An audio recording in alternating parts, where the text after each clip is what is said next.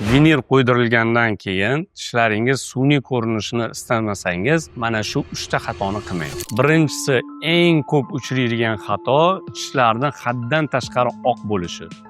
Tabassum qog'ozdan ham oppoq bo'lsa, u sun'iy ko'rinishni boshlaydi. Ikkinchisi, tishlarni juda ham katta bo'lib ketishi. Ba'zida odamlar mashhurlarnikiga o'xshagan tabassumni xohlashadi. Lekin tishlarning shakli aynan o'z yuziga mos kelishi kerakligini unutishadi. Va uchinchi xato, tishlashdagi muammolarni to'g'rilamasdan vinil qo'yish. Natijada tabassum faqat suratda chiroyli ko'rinadi, hayotda esa nimadir tabiiy emasdek va chaynaganda juda ham ko'p noqulayliklarni keltirib chiqaradi. Eng chiroyli vinillar hech kim sezmaydigan, o'zinikidek bo'lib turadigan vinillar hisoblanadi.